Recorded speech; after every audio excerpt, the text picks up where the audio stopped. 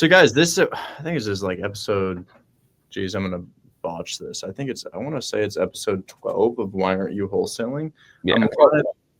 I'm live with Zach Ginn. Instagram. We're gonna stream this here, but I'm live with Zach Ginn right now, and we're doing a wholesale Q&A loosely based on why you're not getting wholesale deals, like both why you haven't started wholesaling real estate. So I guess we can talk a little bit about what's holding you back, but also we're talking about like if you have started, what's not been working for you. So it's a Q&A, and we're going to speak briefly on what's not been working for you, or perhaps why you haven't started and the analysis paralysis behind that. But we're also wanting to hear from you guys. What's going on? You ever lock up a deal before? If you haven't locked up a deal before, why? Why not at least try? It's free. And if you have locked up a deal before, what happened? What happened? So, I'll answer the two questions first, and then we'll get Zach's answers, and then we'll hear your concerns, and then we'll answer your concerns. A little therapy session, okay, guys? So yeah, we're gonna do a little therapy session for y'all. Okay, so first question is, what's holding you back? What's holding you back? I guess that's really something that you have to tell me. I don't know what's holding you back. As soon as I saw people on the internet talking about this, I was like, oh, yeah, I'll try that. I'll get something under contract. How is it free to lock up a deal? Hi, I'm calling to make an offer on your property. Oh, you like my offer? Let's sign the contract. It's not like buying stuff at a grocery store. I know when you buy something at a grocery store, you hand over the money right away. But it's not quite like that. When in real estate, you just get something under contract. It's totally free to get something under contract. I mean, they may ask for an earnest money deposit, but I do my earnest money deposits after my inspection period's up. So it's fully free to get a deal under contract. So I guess I can't really speak to why you're not starting. You have to tell me, and I'll see if I can walk you through that. As to why your deals are not working, ooh, that's pretty good. So I don't think you're bad at dispositions. I mean, I think it's fairly easy to sell a deal. I think there's two parts of this. You've made calls and you haven't gotten a deal under contract. Why is that happening? And the second part of this is you've gotten a deal under contract and it didn't sell. So I'll speak to the first one. You've made calls and you haven't gotten a deal under contract. You're not consistent. It's a consistency thing. It comes down to consistency. You haven't set a schedule for yourself. You need to treat this like a job. You need to turn this into, from these hours of the day, I'm going to do this, and you need to be your own boss. When I first started wholesaling real estate, I had a virtual assistant, and the virtual assistant and I met on Zoom the entire day. And I'm not saying that you need to do that, but I set this extremely rigorous schedule for myself saying, from these hours of the day, I'm going to be on Zoom with my virtual assistant, and we're going to lock in.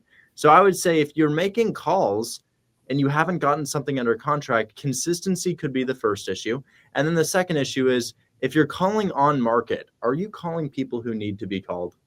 90% of people on Zillow don't need calls. Being able to identify the individuals who do need calls is a little bit tricky. It's really easy once you understand it, but if you don't understand that yet, that's probably it. So I would say first issue is you're not consistent. Second issue is you're talking to the wrong people, man. You're talking to people who don't need calls. And Zach's going to have a different answer for that because he does off market. And then if you are locking up deals, if you have gotten deals under contract and they're not selling, you're too trigger happy. The seller says a price and you're like, yep, let's do it right away. And it may not actually be a deal. And now you've locked up a deal that isn't a deal. And I would say that heavily ties into the fact that you're trying to do cash deals. If you're trying to do cash deals, guys, well, if you're Zach trying to do cash deals, it works for you well. If you're me trying to do cash deals on market, it's not going to go so well. So, but Zach, why do you think? There's two parts of this. Why would you not get a deal under contract? What's going on there? And then if you have gotten deals under contract and they're not selling, what's going on there? Oh, this is always easy, right? So what I always like to do is I like to change the wording. So again, the word is, why am I not getting deals? And why don't we just change it to something? So my favorite type of people who come up to me on these, like when I do calls with people, my favorite jacked bodybuilders, natural, like jacked guys. They say, Zach, I can't consistently get wholesale deals. And I say, how do I get a 6-pack? And they're like, oh, you do this, and you have to eat this right every day. You have to work out and then they give me their whole plan of what they have to do. And they're all like, you have to consistently work out. And then I say, but what if I don't want to eat healthy? And what if I don't want to work out? He said, then you're not going to get it. I say, okay. And then I say, well, thanks for telling me that. Now, let me talk to you. You have to show up every single day and you have to do the work. They're like, oh, but I don't want to do the work. I'm like, you literally sound like, hey, I want to eat Twinkies and pizza, but I want to get a 6-pack. I want to eat 5,000 calories a day, but I still want to have a 6-pack. And it's so funny because every single person watching this is probably really, really good at a certain thing, right? I love talking to like nerdy kids sometimes, like me. They're like, oh, I get these kids that are so good at Fortnite. I'm like, well, how did you get good at Fortnite? I've played it every single day for 6 years. That's how you get good on the phones. Same exact thing.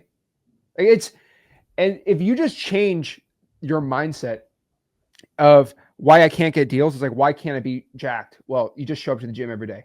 And I'll tell you this, in real estate, especially wholesaling, you don't need to spend 5-6 hours a day practicing. If you are just doing 2 hours a day, you'll consistently always get better at it. And so, yeah, it's just doing that. And the consistency is another funny thing, because it's like, well, if you want to get a lot of deals really quick, just spend 15 grand a month in marketing.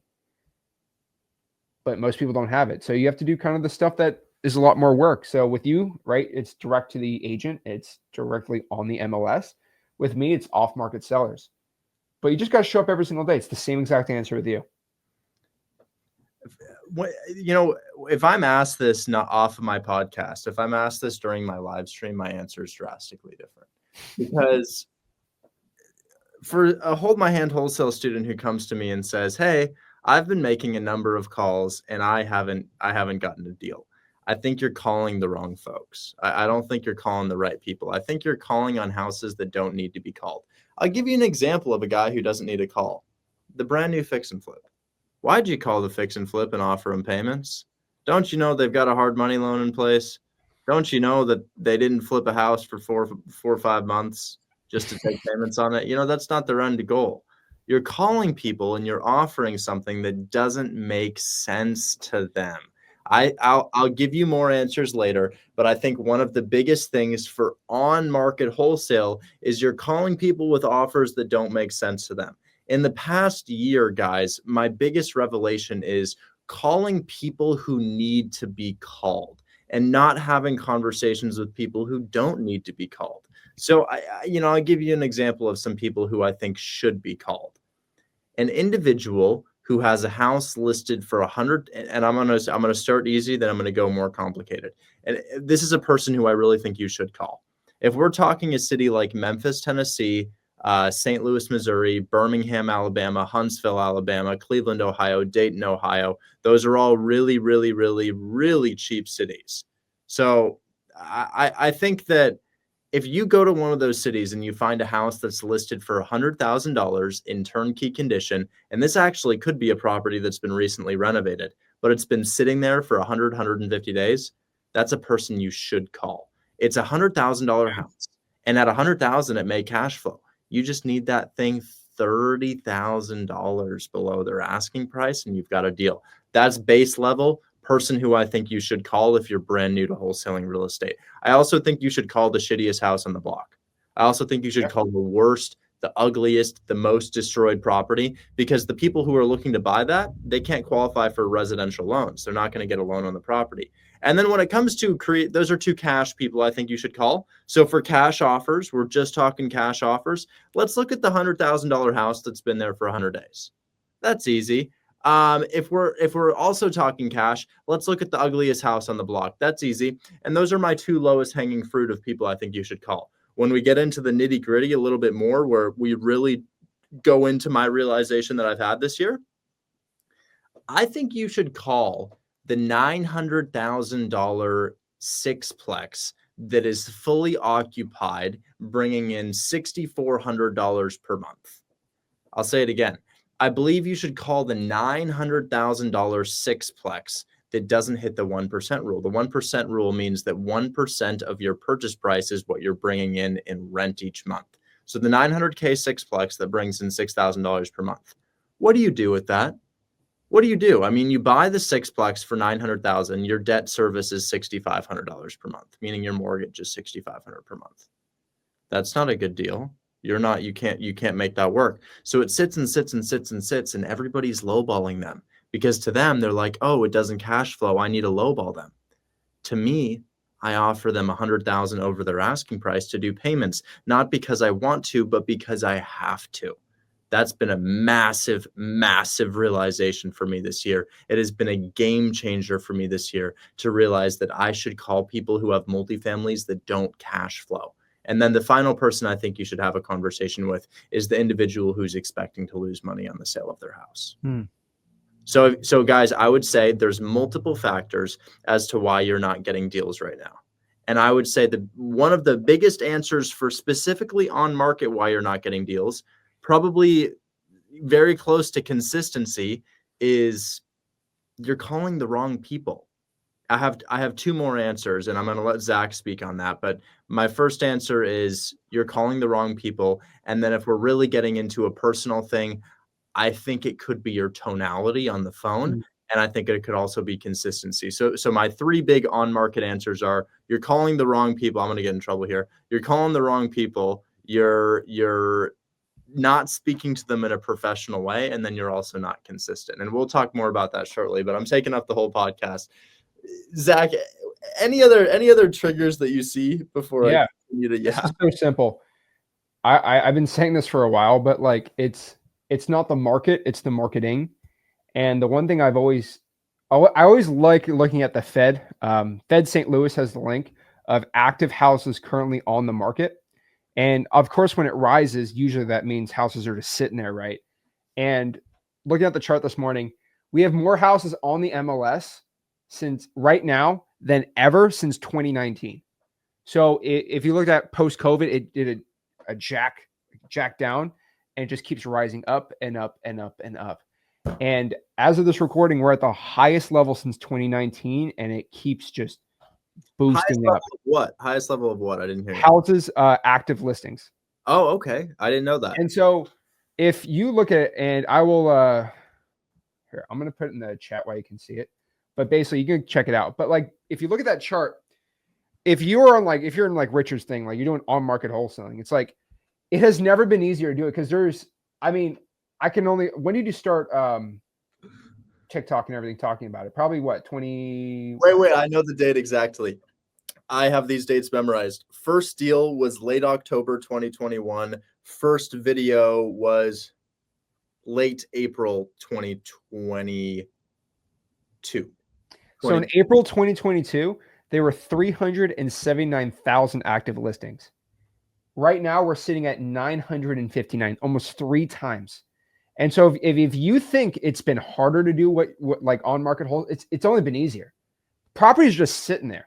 Same thing in wholesaling. So on the off-market side, when I see active listings go up, that's awesome for me too, because the biggest thing that stops people from making money in wholesaling is liquidity and speed. And so liquidity and speed go together. What I mean by this is people decide to go sell a property below what it's worth for speed and convenience. Now, what makes something very slow and inconvenient? If I have to list my property and it sits on the MLS for 2 years, that is not fast and that's not convenient. If my MLS listings are now just, there's more competition and they're not selling, I might just want to get out of this sucker, right? Because listing a property for 2 years has a lot of costs that nobody talks about. And so if I can just get rid of it for a low cash offer, that's good for me. But for you, right, it's like, well, this property is not moving. Maybe I just want to sell it on creative, right? And so when active listings jack up, it's the best thing possible for wholesaling. And the funniest thing is, like, I remember wholesaling in 2017, we were at like 1.3 million. And so we had like 400,000 more. And so we're actually seeing wholesaling really starting to pick up overall because now we have more active listings, and it's going to get in. So this is the best time ever getting wholesaling. Like, it's not the market. I see so many people, oh, it's the market, man. There's more active listings than ever. Properties are not moving. This is where us as wholesaling, we can make it work. So go crazy. And interest rates this high, you just got to show up and do the work. It's never been easier. This is an example of why somebody is speaking to agents wrong. Here's This is like a accidental self-sabotage right here. This guy is experiencing the I'm not speaking to people properly thing.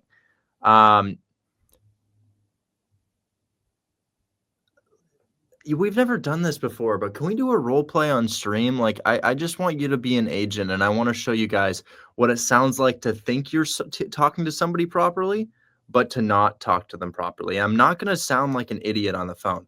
This may not occur to most of you, but I want to tell you why this is the wrong way here. And this is what I started with doing here. So Zach, you're gonna be a listing agent of a distressed property, and I'm gonna call you. Okay.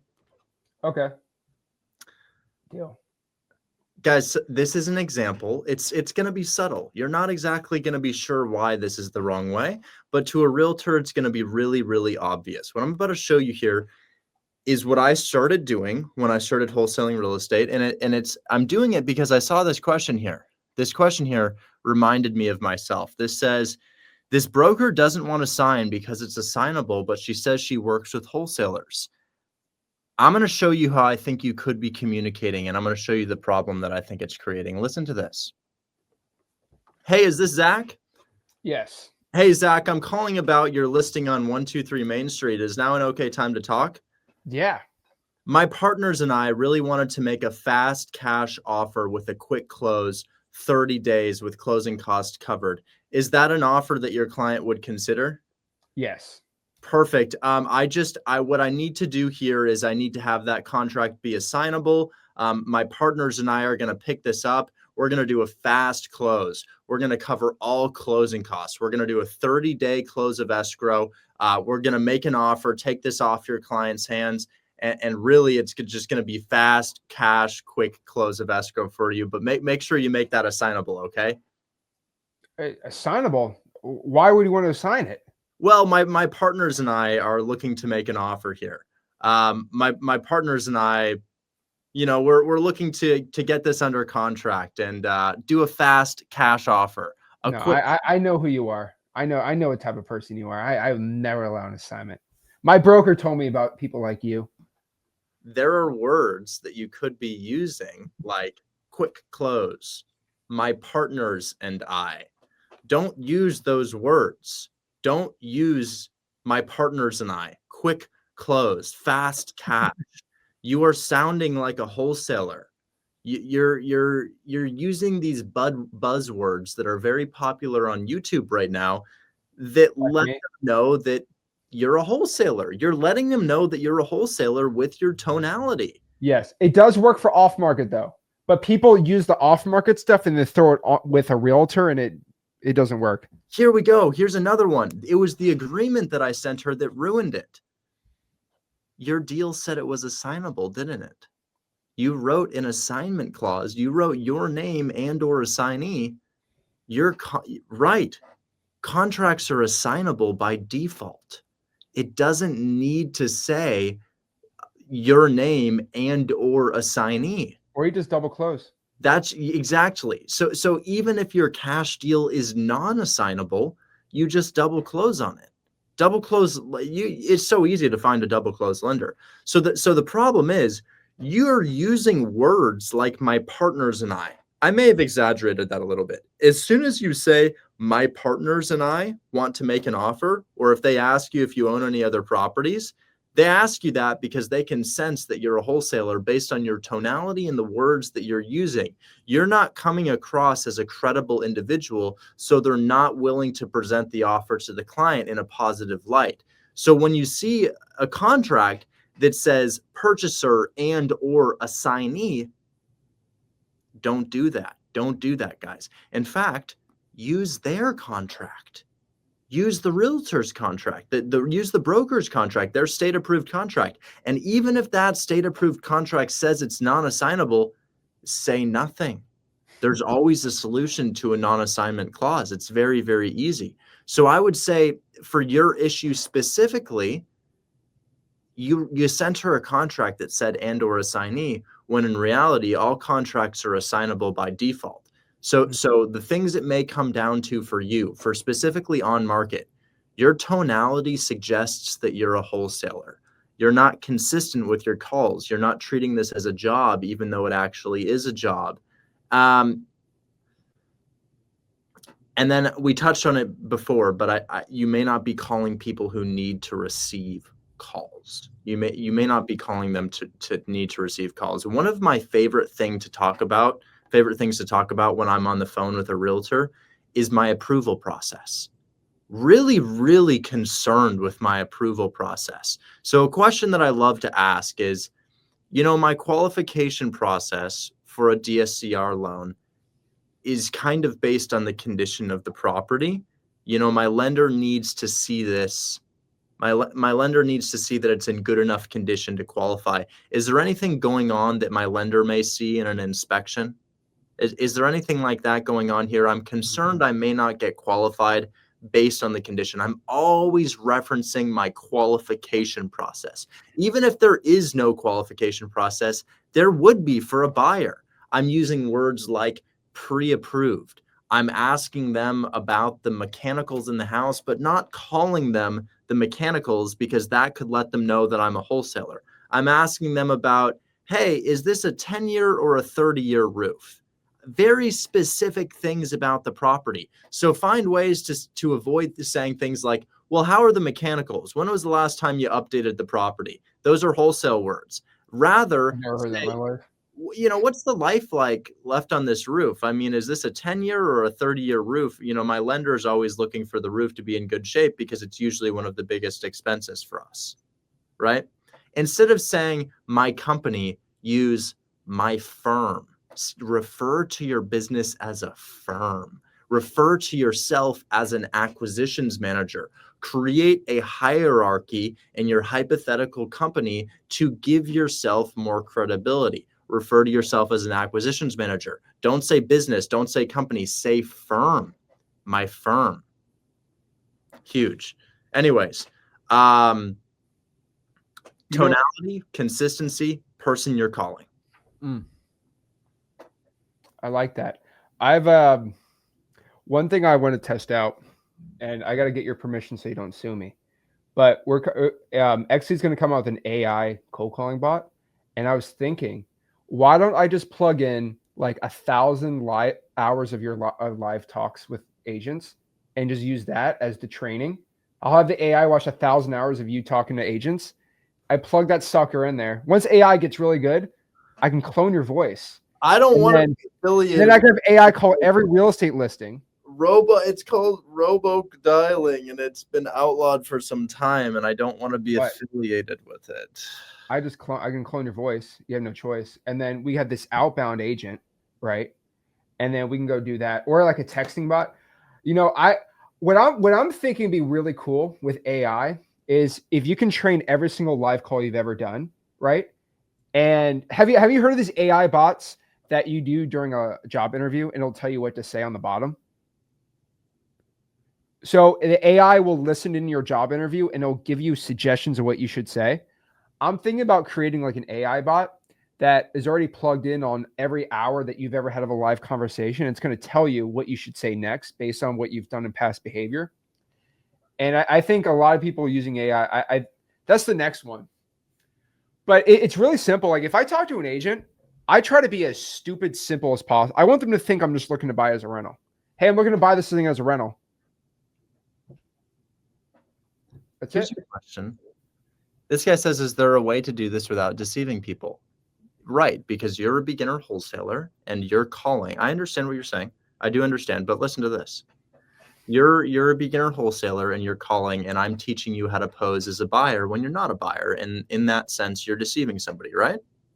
Right. I do understand the sentiment, but riddle me this. I heavily focus on creative finance. Creative finance is payments. Think of it as payments for properties. I offer payments to the owner rather than buying it outright.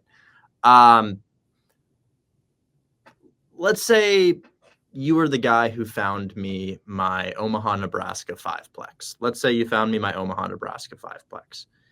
And here's the deal you got on it: $450,000, $55,000 down, and we have $2,000 a month, and it's rented out for $4,700 a month. I paid the guy who found me that $10,000 in cash, wholesale, right? Normal wholesale deal. But here's another offer I have for you. What if instead of the $10,000 assignment fee, I offer to cut you in as 50% owner of the property? What would you say? You're not a buyer, right? You're a wholesaler. You're a brand new wholesaler. You've never bought a house. You've never done a deal before. But what if you bring me that deal and instead of me saying I'll pay you a $10,000 assignment fee, I offer you half ownership in the property? I've been telling people this for years. What would you say? Would you say it, chat? Let me know what you'd say. Most buyers would say no if they make a good business doing it, but some would say yes. What would you say, guys? I'm not talking about the buyer. I'm saying I'm the buyer and I offer it to you. Oh, Would you say take yes? it all day. If I thought it was a good deal, I'd take it all day. Because think about it. Now you have credibility. I own this house over here, and I'm calling you to make this offer on this other house, and I'm already an owner. So now I have immense credibility. Well, there's these big wholesaling laws coming out saying you can't assign for a fee, but you could do something like that and get around those laws. Guys, I want to let you know, you're all buyers. You're all buyers. Yep. So when I tell them, speak to them as if you're a buyer, understand that you can wholesale for equity and you can wholesale for ownership rather than wholesaling for an assignment fee. So you are a buyer. Speak as such, or you will not get the deal. Hold on, we've got some more questions here that I really want to. I've personally done that with like 50 people of like big flips. Like someone sent me a JV deal. Here's our true thing. Some guy sent me a JV deal and I said, I need to buy this myself and flip it. And I'm just going to pay you 10%. And they said, good. I've done this so many times. Samantha, drop your address in the chat. I'll tell you if it's a deal right now. Drop your address in the chat. I'll tell you if it's a deal right now. Now, here's a question I'm seeing. Why can't I find cash buyers? Why can't I find cash buyers? Garrett, you can ask your questions right here. You can't find cash buyers for a number of reasons. So Samantha, drop one of them in the chat and I'll tell you whether or not you have a deal. Buy box cartel is paid. You're right. It's not free. That's what it cost me $150,000 to code. Of course it's not free. Anyways, it's going to cost you a lot more. You're spending a lot of money on some other stuff. Your guys, I'm not going to say anything, but your cash deals aren't selling because they're not deals. They're not deals. Let me give you an example. I'll just show you really quickly what I mean. Here's what I mean, guys. Let's go to Atlanta, Georgia. Awesome market. Let's find a house in Atlanta. Great. Here's a house in Atlanta. It's a multifamily home. It's listed for $335 and you got it for $290. Let's just take a look at this house together really quickly. This is why your cash deal is not a deal. See this multifamily on my screen right here? Mm-hmm. Let's say you got it for $290. It's just not a deal. It's just you don't have a steep enough discount on it. It's not valuable to an end buyer. You haven't provided value in the form of getting a discount. This girl said Samantha, there's nothing. I don't see anything in the chat right now. I don't know if the chat's suppressing it, but Samantha, I'm not seeing your address here. But if you drop the address in the chat, TikTok usually doesn't let you do it. Really, it doesn't. Oh well, I think she can. If you drop your cash deal in the chat, I'm happy to. I have a $5 million property and need help running numbers. It better not be a single family. It better be a multifamily because those are really. It's a little bit hard to do those type of deals on single family mansions. Very, very rare for me to do a deal on anything like that. Samantha, I don't have another way for you to look at it right now except for you to post it in the chat right here, unfortunately. But the real answer is you're going after cash when it's the worst time to do cash in 20 years. You have to think. What are the triggers for cash deals? What affects cash deals? Here we go. I've got our deal, Zach. We can look at it together. 2717 Hazel Street, Texas. 2717 Hazel Street, Texas. I will look at your deal really quickly. Dude, Texarkana, man. Okay. Dude, Texarkana, money. What do you have this under? Guys, we have a deal. We have a deal right here. Samantha, what do you have this under contract for? My first sentiment on this is it's $76,000 and it's what do you have it under contract for? So it's $76,000. It looks like it's been posted on Zillow for, oh my goodness. So Mark.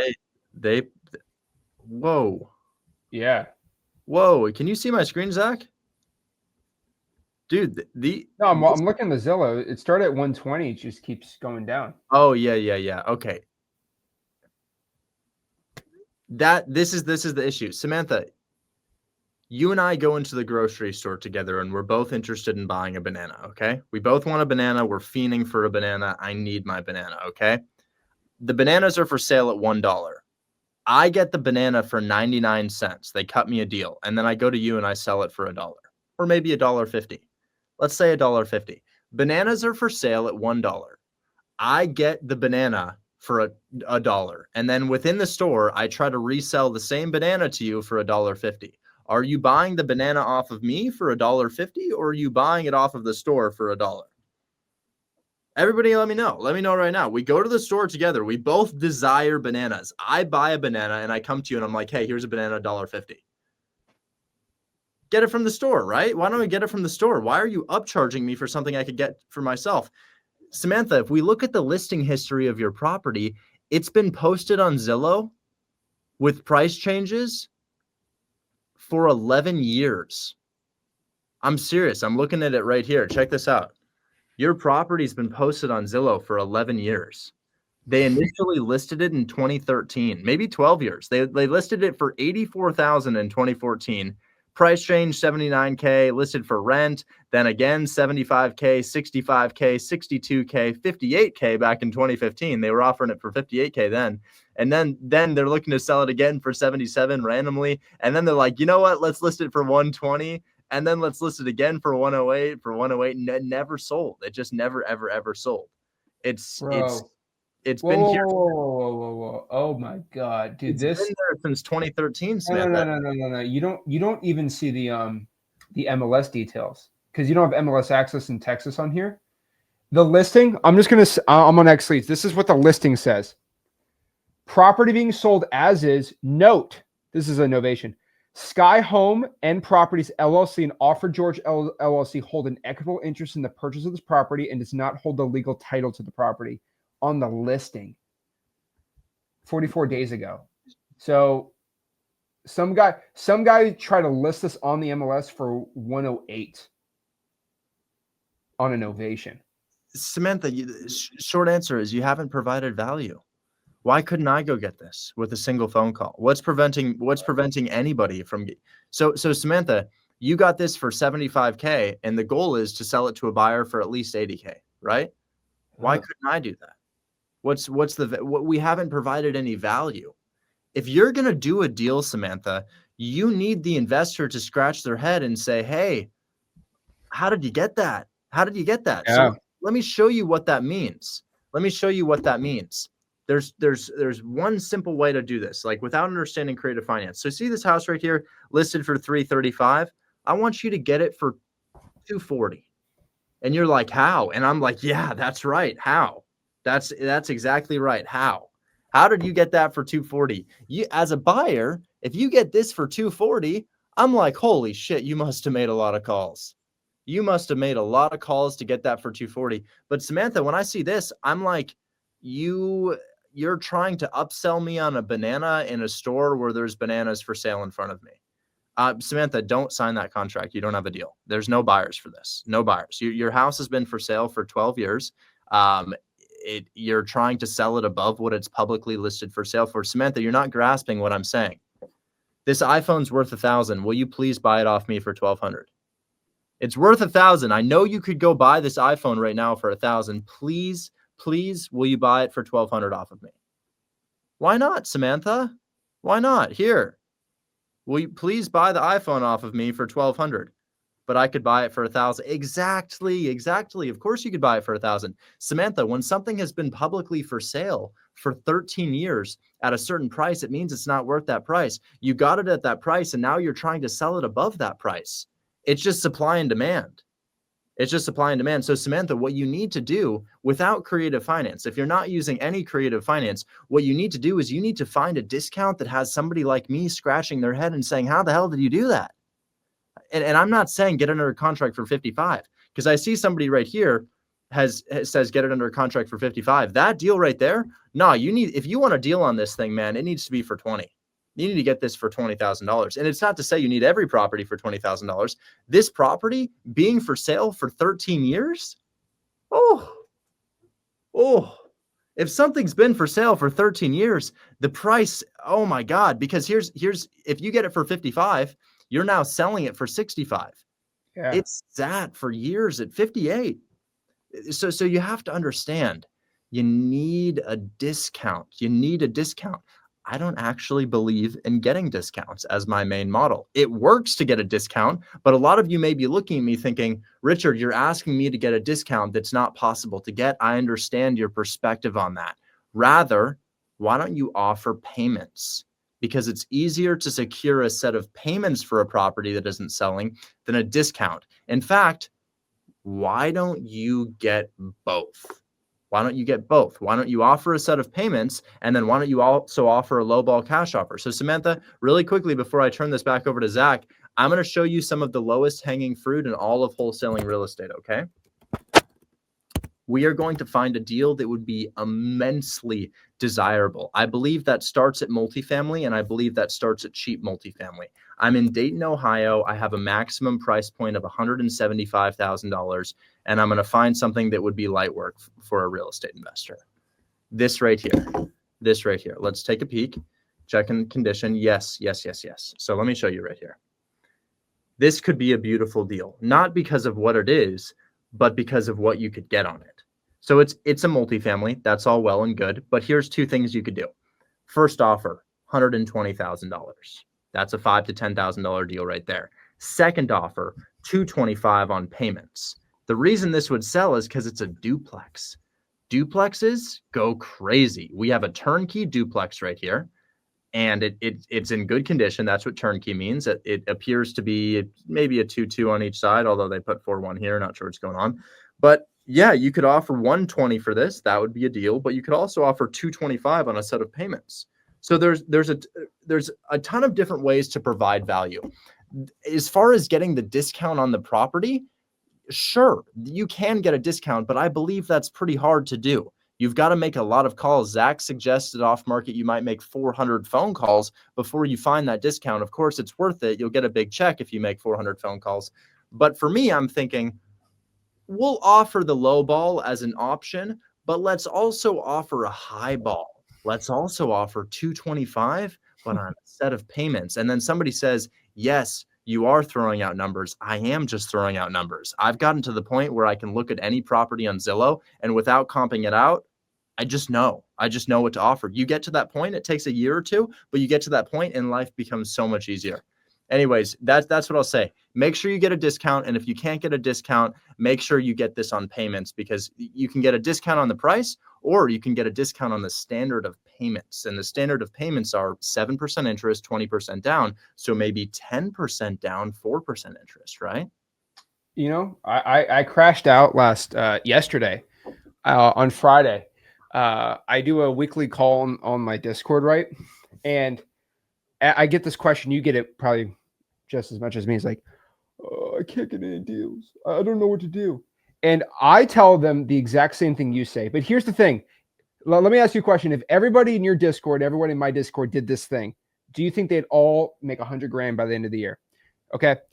All you have to do is just find somebody in the Discord who is making over $100,000 a year and say, hey, can you help me? I think everyone in your community will help you. Everyone might, and then just say, oh, you're making $100,000. What did you do to get that? Oh, okay. I'm going to do that thing. It's just that easy. Most people want to spend $10,000 to get this mentor. Talk to 5 guys or gals who are where you want to be at. Say, what did you do? And I'm going to do the same exact thing. Nobody wants to do it, right? Like in my Discord, it's a little different than yours, but like I have green check marks. So once you make $250,000 in wholesaling assignment fees, you DM me your HUDs, and then I give you a green check mark. And then what you do is you DM the guy, say, what did you do? Oh, just do what Zach says. I guarantee it's the same thing with you, right? If somebody goes in your Discord, finds a successful guy, says, hey, what did you do? And they just did exactly what they said. I don't know how you don't make 6 figures, right? I agree. That easy. I think you will. Asking people for help is an amazing tool, guys. Just copy what they did. look at this. Look at this. I'm loving these. I found 2 properties that want to make a deal.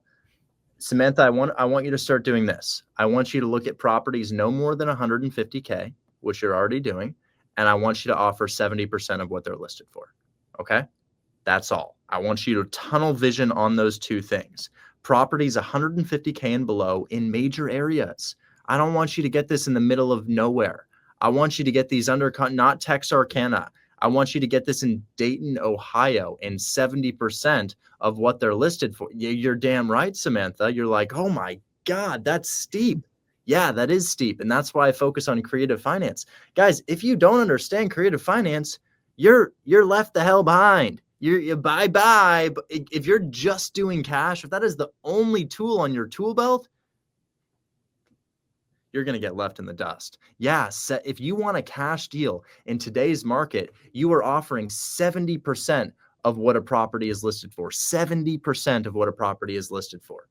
Understanding creative finance in this market is important. Very, very, very important. But yeah, that'll work. You just got to make, I think you probably need to have 50 conversations before you find somebody who's going to be willing to sell at that price. And chances are, it could be more than 52. So not understanding creative finance is a hassle. Zach, how many houses do you think you own with creative finance?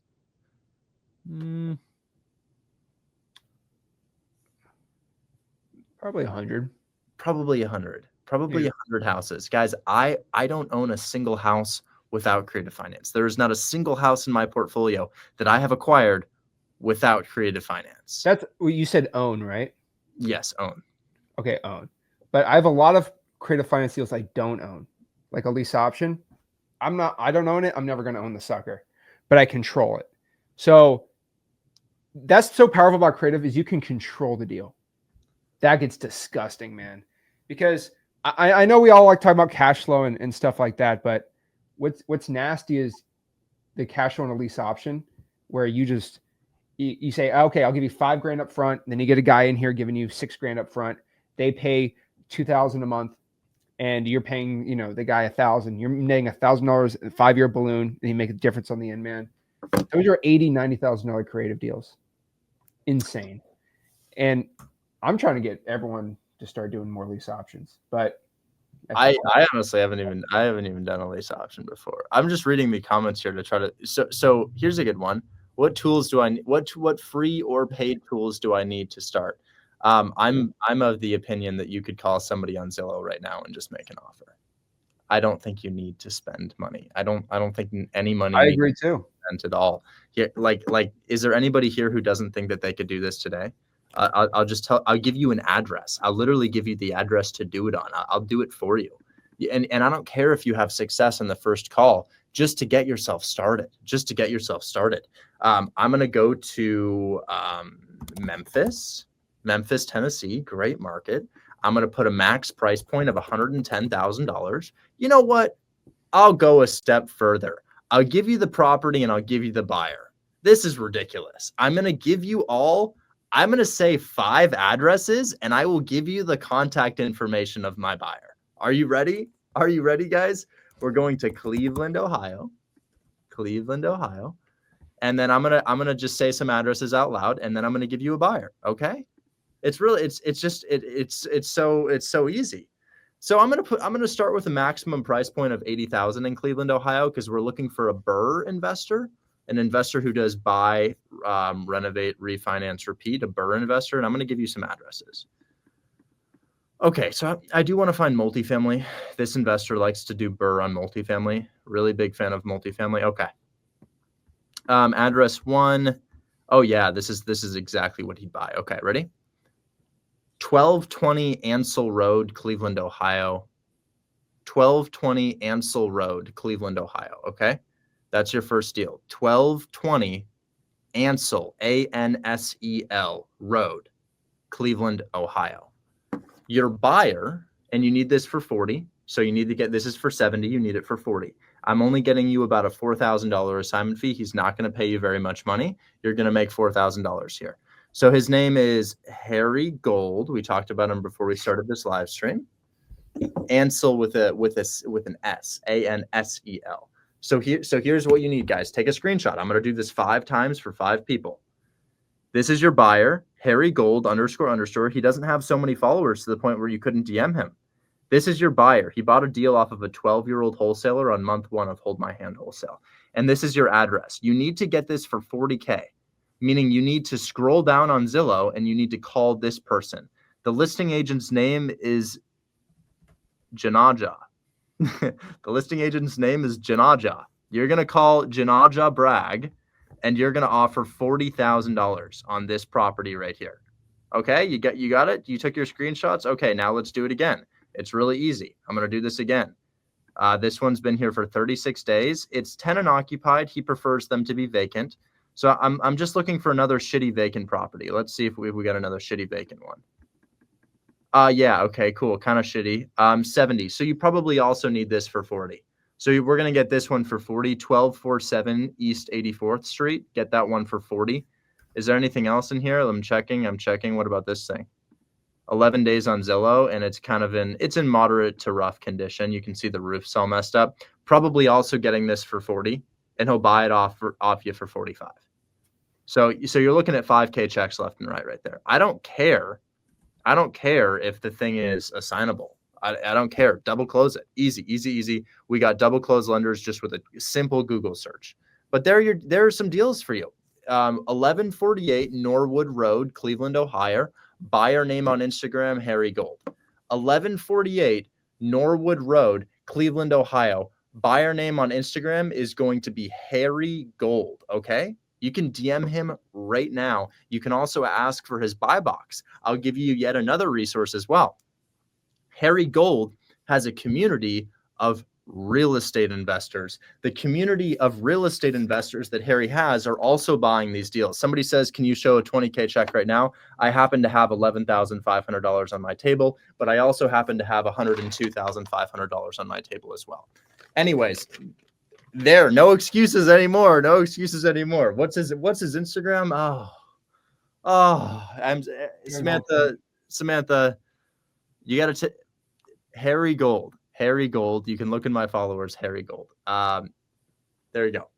Anyways, what do we need? What kind of property to get a 20K check? Oh, that one, but you just need it for steeper. Is Atlanta a good place to start wholesaling? Atlanta's really competitive, man. Atlanta's competitive. I like Columbus, Georgia. That is way better. Nobody knows about Columbus, Georgia. It's got 190,000 people living in there. Military town. I love Columbus, military town, man. Columbus, Georgia kills it. How do you create urgency? You don't. You find urgency. You don't create urgency. You find urgency through a number of calls. Is Cleveland still? Cleveland is one of the best markets in the United States. And I'm not talking like most profitable. It's just a wholesale hotspot. Memphis. You guys want some cities to do this in?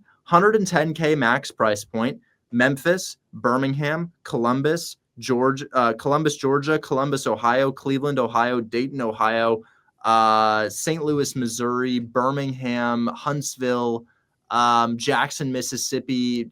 I love these cheap cities, guys. Brownsville, Texas, but some kind of shitty properties there, not too many flips. So yeah, pick a cheap city, get something at 70% of what it's listed for, and understand that that's not what I do. I have a much better way that I teach and Hold My Hand Wholesale. Yes, it gets a lot easier, but it's not something I can just explain to you with the drop of a hat. It's something that you have to learn over the process of a week of showing up to this live stream. So there is a way to identify properties where within 3 or 4 phone calls you can get a deal. That's my whole claim to fame, guys. Within 3 or 4 phone calls, I can get a deal. It may not be as big as Zach's deals. It may only be a $10,000 to $20,000 deal, but I can create the check that I had in my hand just a second ago. Let's find it. I can create this sort of check within 3 or 4 phone calls. It's what I do every single day on my live streams. It's my specialty. And if you're like, I don't know if I can, you got to meet 12-year-old Anson. Bro's 12, world's youngest wholesaler, cash deal, month 1. You can do it. Stop complicating things. Stop thinking I need to know this. I need a business card. I need this. I need to get this subscription. I need to do that. Just no. Cheap city, 70% of list price. And if you're like, but Richard, didn't you say you had a better way to do it? You're putting the cart before the horse. I need you to start somewhere. I need you to take imperfect action. I need you to do something that's going to get the ball rolling rather than to think these thoughts of, well, what if I do this, then no. You need to be like a horse. You need to lock in on your destination. What is your destination? 1148 Norwood Road, Cleveland, Ohio, 40K. The pest control people at my house must be like, holy shit, what did I just walk into? I would just drive for dollars. That's personally me. But just get a government list, start calling it, start getting deals. I mean, it's so easy to get real estate deals. I mean, let me look at one question on my Instagram. Let's see. I always get a ton. Let's see. Everyone says, how do I get contracts? I got contracts. You got contracts. Oh my gosh. And I get a lot. Like, how do I wait? Just finish the course. That's it. Buying and selling. Simple as that. But we could do a live call here. My student Yen just says Shannon is waiting for another follow-up call. Yeah, do a live call. Why not? Okay. Here we go. Let's run it, guys. Hey, Richard, how are you? I'm well. How are you? Good. I'm watching you on the live. So I'm on my podcast right now. I've never once done a live call on this, but I think it could be valuable since we're talking about it. A fake live call. This should be good. Get out of your mom's basement. The Wi-Fi is better upstairs. Sorry.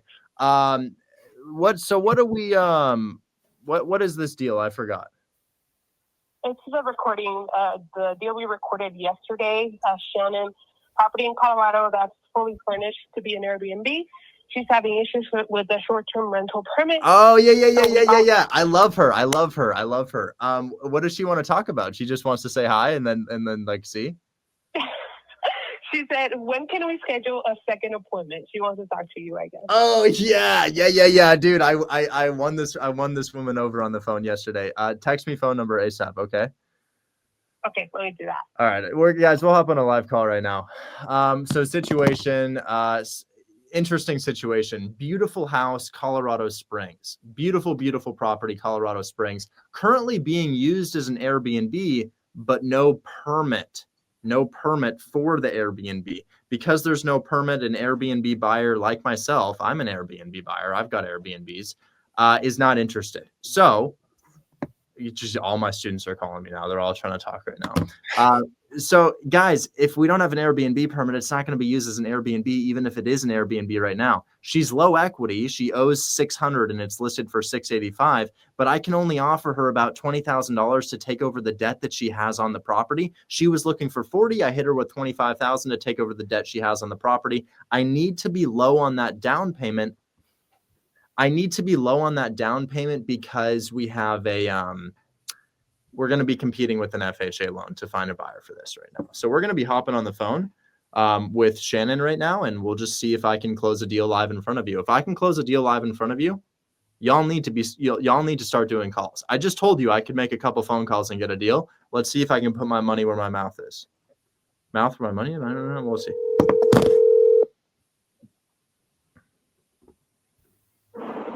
Hey, Richard. Hi, Shannon. How are you? I'm good. Thank you. I'm good.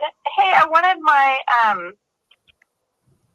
wanted to get my partner on the phone, and actually the house is in his name, to talk to you, but we're I know that you didn't think we'd be interested in a $25,000, but we are kind of interested in $25,000. Well, I'm happy. I'm happy about that. I wanted to see if you'd take some time to explore some more options. But yeah, of course, it's a good one for me. I mean, it's a tight one for me, but it's a good one for me. So yeah, you want to merge them in, and we have a conversation about this right now. Let me see if he'll pick up. Hang on just a second. Sure. He's kind of outdoorsy, so I don't know. But hang on, let me see if I catch him. No worries.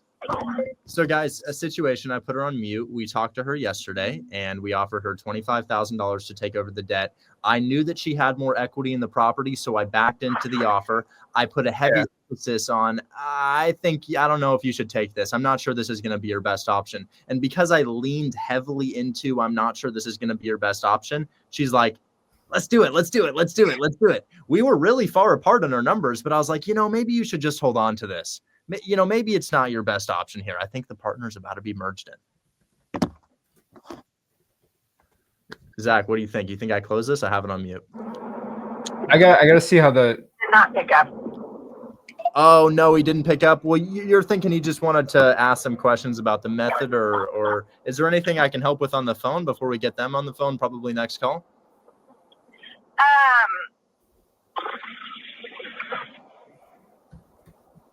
Sorry. I didn't mean to sigh in your ear. No, you're totally fine.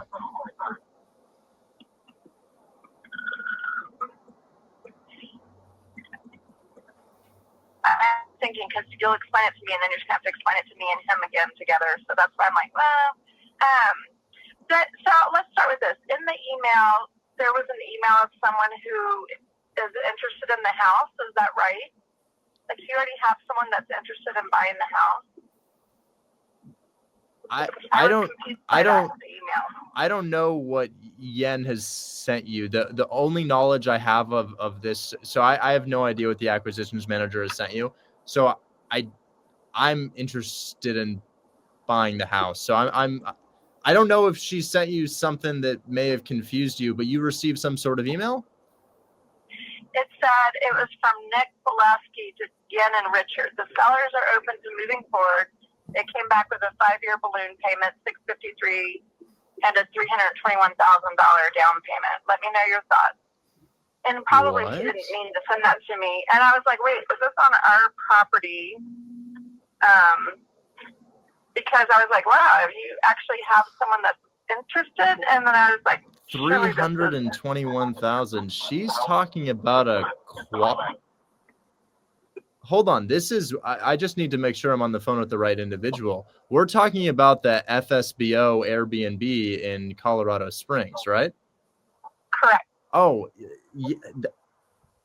yeah, that's definitely something that she sent accidentally.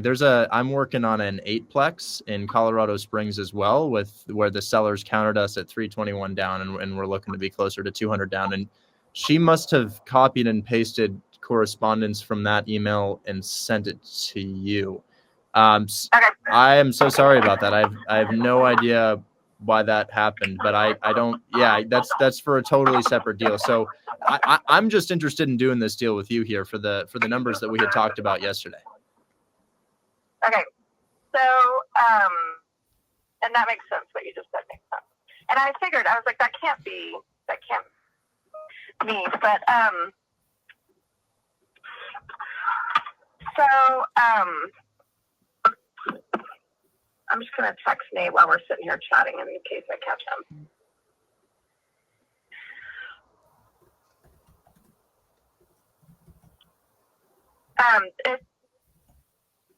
We're doing a wraparound, which is more like an assumable than a subject to, Richard. Is that right?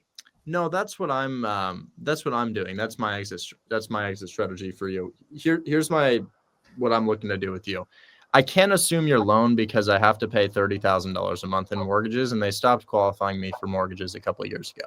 The way that I take over people's debt is I put a property into a trust and I buy the trust from the seller.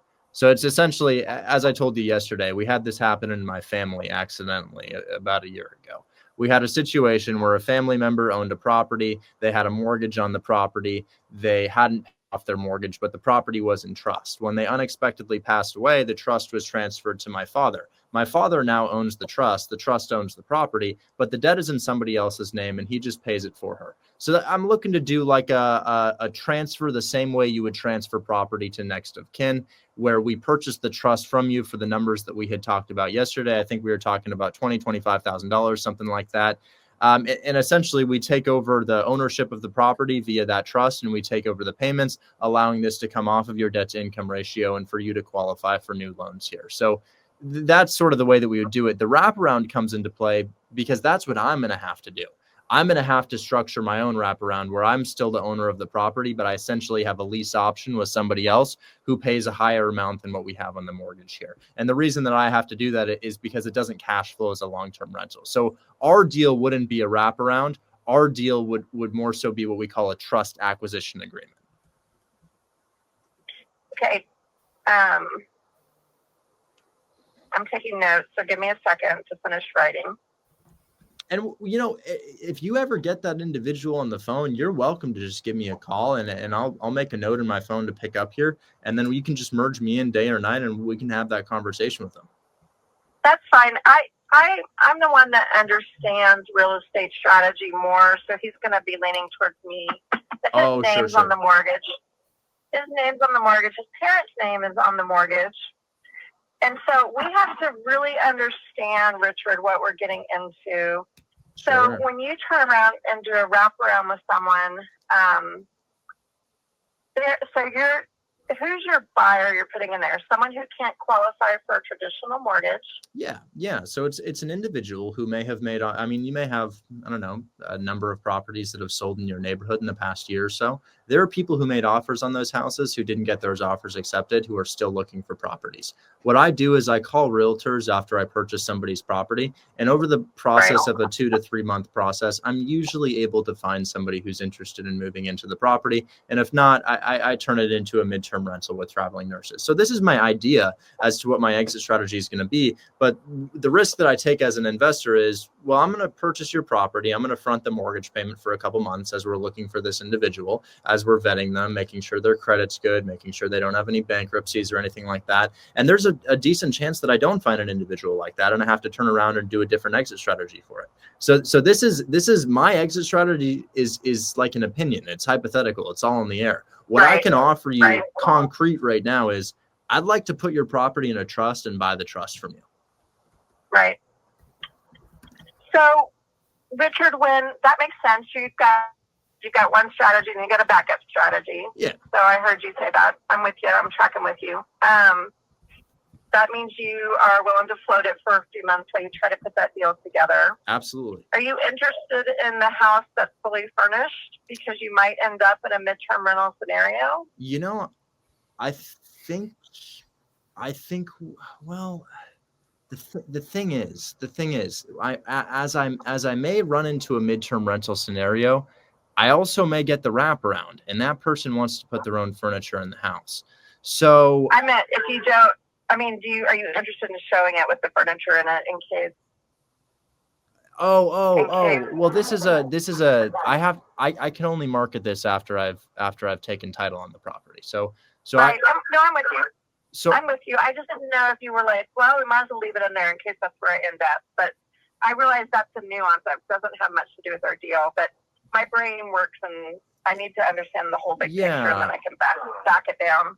I'll let you know, but I'm likely leaning towards not purchasing the furniture because the primary exit strategy that I have is going to be where somebody wants to put their own furniture into the property, in my experience. So, you know, I'll let you know if, you know, I haven't done as much research into the exit strategy as I should have, because I was thinking, oh, you know, she's going to float this offer around. I may get a call in a couple months, but it's moving a lot quicker than I had anticipated. So if this is actually something that you're wanting to do, which it sounds like we may be leaning towards that direction, I'll give you a concrete answer in the next couple of days or so as I figure out my exit strategy, seeing that the properties that have sold around here and trying to reach out to some of those the realtors prior to the close of escrow. I'm likely leaning towards not getting the furniture as I wasn't thinking that this was something that would actually like, oh wow, where we actually might be doing something here with this. So that's probably where I'll end up going, but I'll give you a more concrete answer in the next couple of days. Okay. Do you want an inspection period? Do I want an inspection period? Oh, absolutely. Yes. I will probably need a 7 business day inspection period. Okay. And,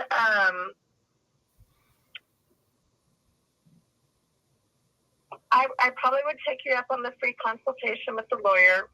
Sure. What kind of lawyer would I be looking for? My real estate lawyer moved away or something. She's non-responsive. So am I looking for I would. What kind of lawyer am I looking at? I have lawyers who are licensed throughout the United States, so I'd probably just connect you with my guy if that's cool. I would say most most lawyers have never done a trust acquisition agreement before. So I'd probably just connect you with my real estate attorney if that's something you're comfortable with, or I can also just connect you with the guy who sets up our trusts and you can ask them about this. But yeah, if you're looking to talk to somebody, I'm happy to pay for that consultation. How long have people been? I mean, I get the family trust, but how long have people been structuring deals this way? So the guy that I work with has been doing it since 2005, and we've processed around 3,700 transactions. 3,700. I know. How many have defaulted? How many have you ended up going? So the deal went south?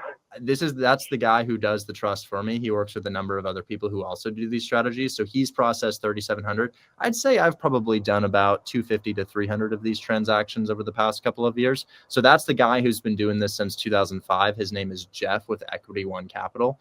And I've never had a default in any scenario. However, we have had a scenario where the mortgage company wanted to litigate it one time.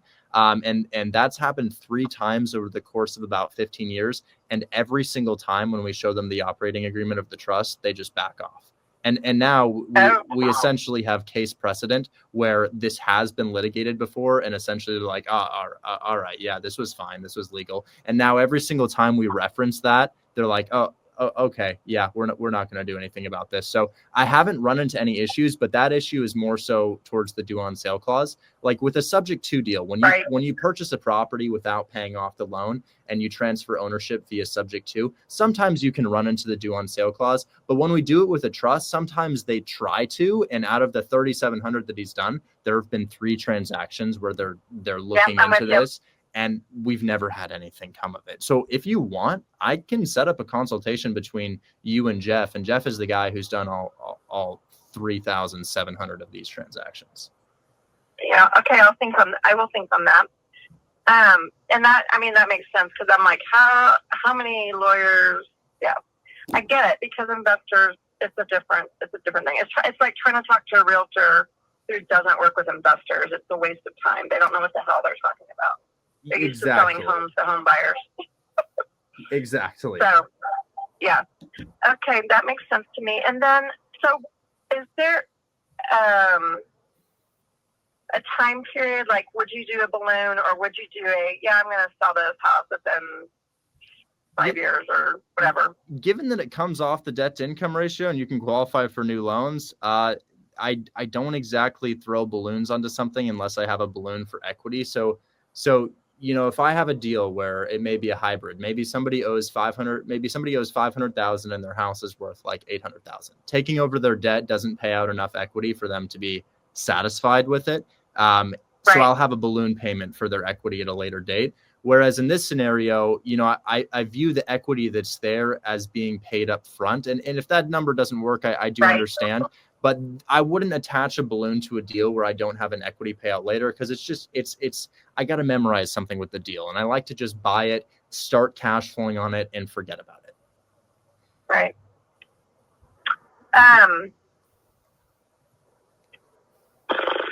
So we kind of live with this property. We're kind of married to for indefinitely. Yeah, until I sell the property. However, this is not something that's affecting your credit. This is not something that's affecting your debt to income ratio, not payments that you're responsible for at all. And then, of course, I do have that very, very sharp stick beneath me to ensure my performance on this. Right. And so if it's in a trust, then it doesn't count against your credit. I don't understand that. Exactly. So it's essentially like this. When I was in high school, I knew a couple kids who had been gifted properties from their parents.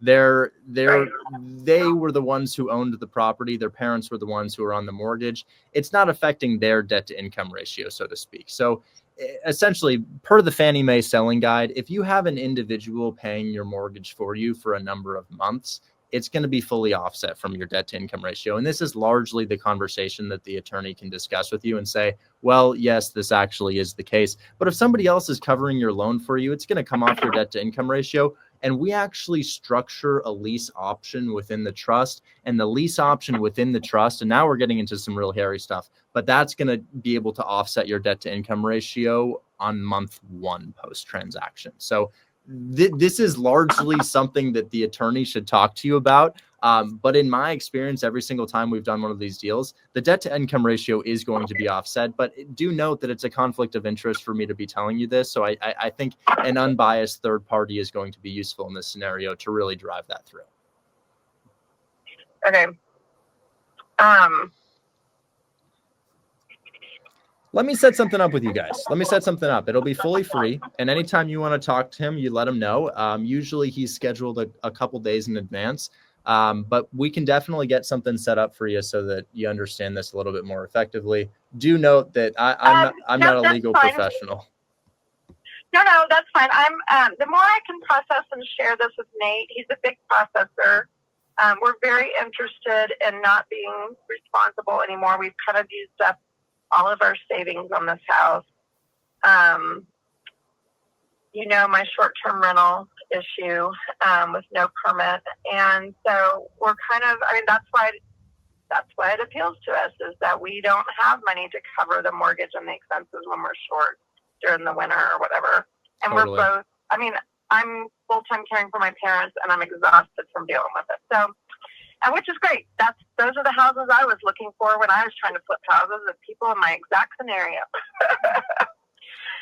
that wanted to sell me their house. So, that's why we're like, well, Richard sounds very appealing. And I mentioned to you yesterday is that, you know what you're talking about. You do what you do, and you're very fully versed in how it shakes out. So I appreciate that about you. It makes a big difference from the other investors I've talked to.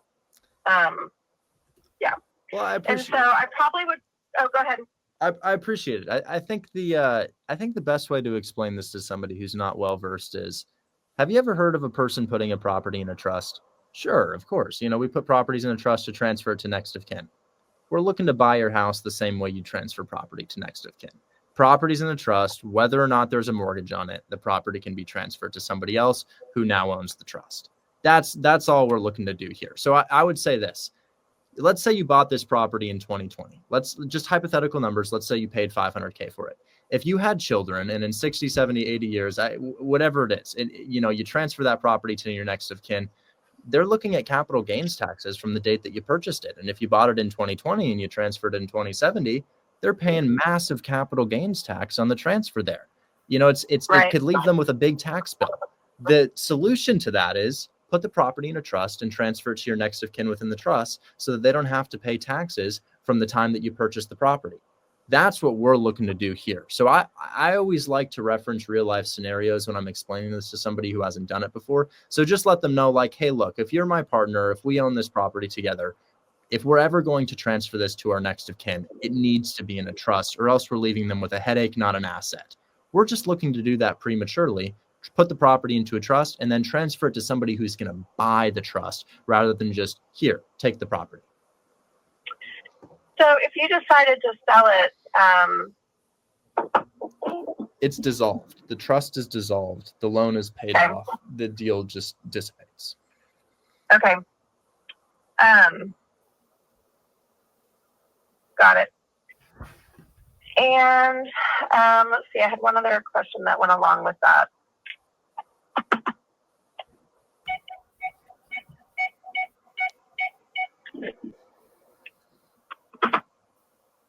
Let me send you some houses I've done this with. Let me schedule a consultation for you. You can figure out when you want to have that happen. And then if you ever come up with any other questions, I'm a phone call away. I'm on West Coast time just like you here. So it's only 12:45 my time. I'll be available to talk for probably the next, 7 or so hours. I don't know that he's going to want to do it today, but I can tell you right now, I'm going to have Nate talk to you first. We're both from Texas originally, and we do business with people we trust. So we're going to talk to you first, and then we'll set up a time with Jeff. Sure. But I mean, we're not looking to twiddle around much. I do have 2 bookings at the air. I do have 2 people. I don't know. I have someone coming in on Monday to the Airbnb, but I think he's just here 3 or 4 days. Okay. And so I'm just trying to figure out how serious I am. So I don't want to keep looking at Airbnb if we need to go into inspection period. So are you looking at a 30-day close, or what are you looking at? It's whatever you'd like. It's whatever you'd like. The fastest I've done is 15 days. The longest I've done is 90 days. Okay. All right. Fair enough. And really the only thing that's impacting me would be moving furniture and stuff out. Okay. No, I think that helps a lot. Do you have any concerns that really my biggest hurdle is convincing his mom about what we're doing because she's on the loan. She's a co-signer on the loan. Nate wants to be done. His mom has been in real estate, but of course this is a little more unique than what she's been exposed to, and she's 80. Of course. But that's my next big hurdle of, well, we're going to send a notary to your house. It's going to be fine. But her name still being on the property is going to make her. Well, it's not going to be on the property. It's just the debt. We're going to be the owner of the property. The property is going to be owned by this trust, and then they're just going to be on the debt. So it'll be a normal transfer. It's not like we're doing a land contract or a contract for deed or a lease option. This will be processed through a title company. It will be a legal transfer of property. We're just making sure that in the event of our default, you get the property back almost instantaneously to make sure that nothing bad could ever happen. Okay. That helps the way you said that. Thank you. Yeah. And if you ever need to get me on the phone to explain it in the way that I do, again, just a phone call away. Okay. All right. Well, instead of trying to coordinate, I'll grab when it's convenient for Nate and I, and we'll see if we catch you or can get back in touch with you. Sure. And yeah, we'll go from there. Excellent. Well, thank you so much for your time. Do your research, Richard, because I'm serious. So do start doing your research. Absolutely. I will. And then remember, we still have to get through the inspection periods. I'm sure your property's in just as beautiful condition as we think it is. But we got to get it. You got to get through the inspection period just to make sure that we don't have any holes in the roof, aliens in the basement, anything like that. I've done 50 houses. I know what you're going to find and not find on the inspection period. So perfect. I'm very aware.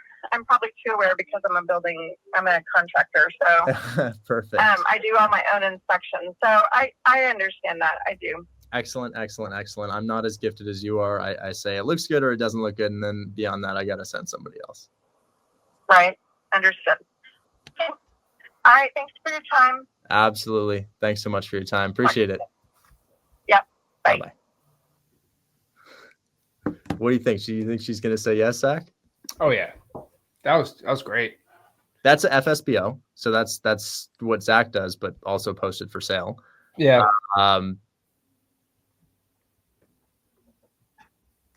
It's too hard. Don't do it. It's too hard. You can't get into this business. It's too hard. Don't do it. I was in special ed classes for 5 years. I had a 504 plan and an IEP. I was considered the special kid in class. Oh, wow. Yeah, I had the checklist and all. I was the guy who had to stay after class and get the checklist done because I couldn't seem to sit still. I was the guy with extra time on my tests. I was the guy who almost got held back because I failed my classes. You guys can do this. You can do this. It can be trained. I promise. There's nothing special going on here. I'm not a savant. That's not what's going on.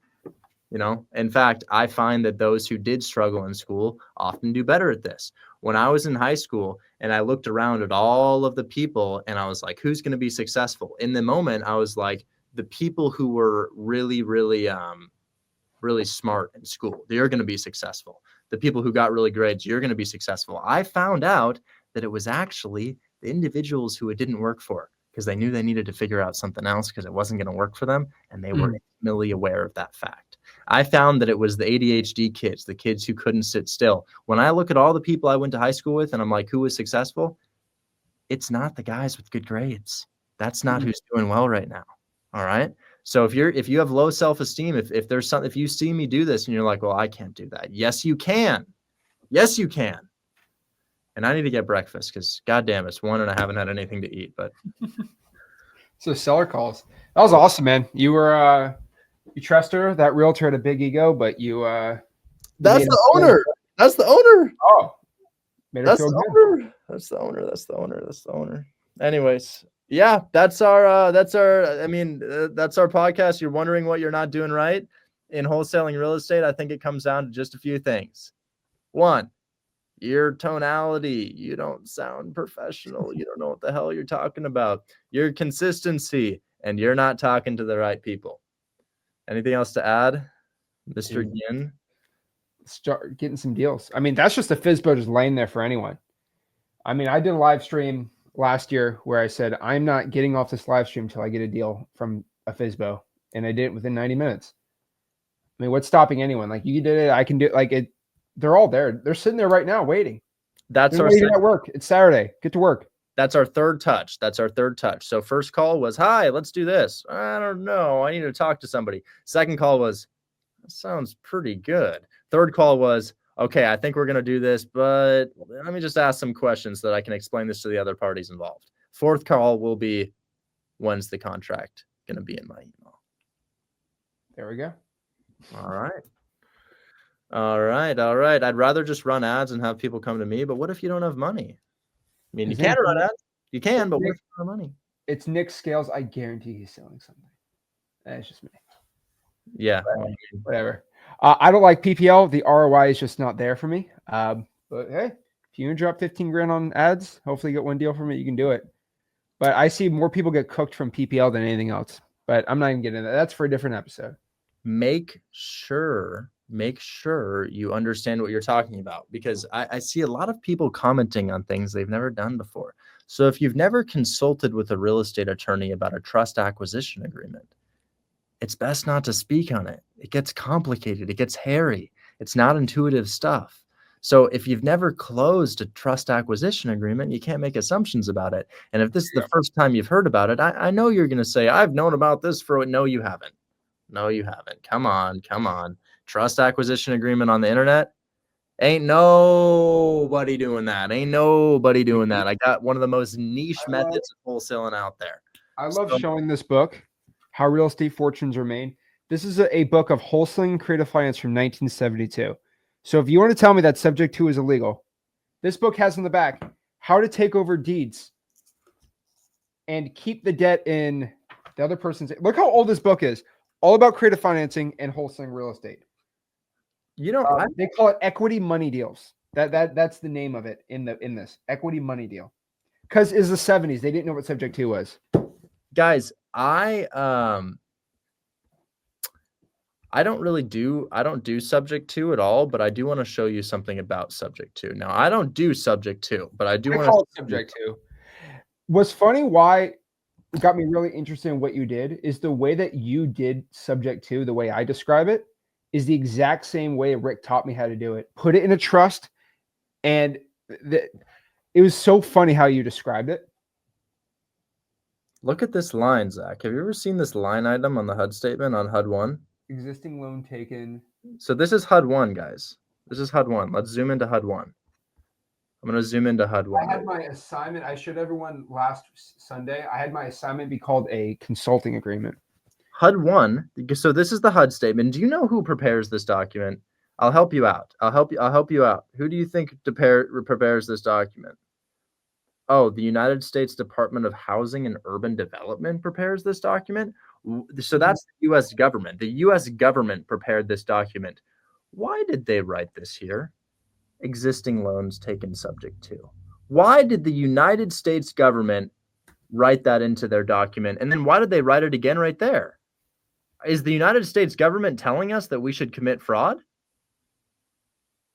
I just need to know. Well, doesn't I think the closing agent prepares the HUD. Well, this document, the HUD 1, is I know that the closing attorney puts the shit on the HUD, like the this amount and this amount and this amount. Yeah. But the line items like 1, 2, 3, 4, 5, 6, 7, 8, that just blank document, you can download it straight from the United States Department of Housing. But you can sometimes have the closing agent change assignment fee to something else. But you are right though.